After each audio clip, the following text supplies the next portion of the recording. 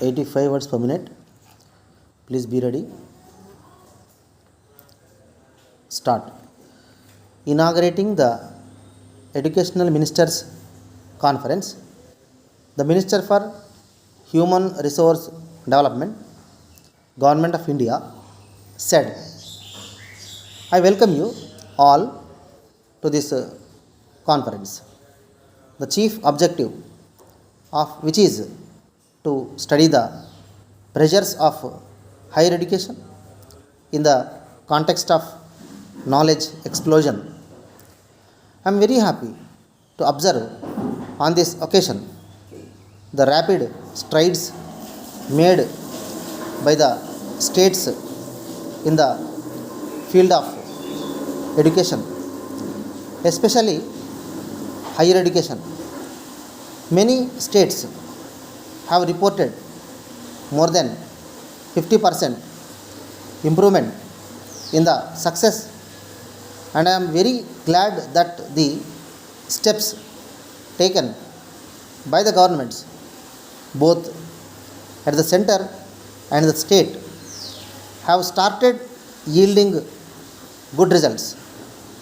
The recent report of the Human Rights Commission pointed out that there have been suicides by young ones in some states. In states like Karnataka and Andhra Pradesh, these numbers are on the rise when compared to the last year. The Commission suggested a thorough investigation into these cases so that the precious lives of the students are protected at all costs. I would like to invite your suggestions in this behalf. According to the analysts, all these are due to the fact that the students are unable to bear the pressure of their studies, not only from the principals of the educational institutions but also by the parents. The educational institutions, in their quest for projecting them as good at imparting education, try to thrust on pupils or the entire syllabus. In fact, most of the institutions have made it their principle to complete the syllabus at least 3 or 4 months ahead of the examinations. From then on, they try to conduct tests at regular intervals, putting more stress on the student. It does not allow him any time to refresh himself.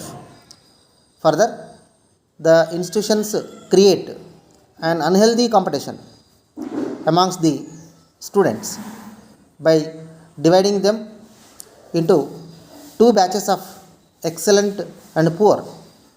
Some of the students are humiliated by this division and slowly and steadily lose interest in their studies. The students who are considered as intelligent too suffer as a result of this.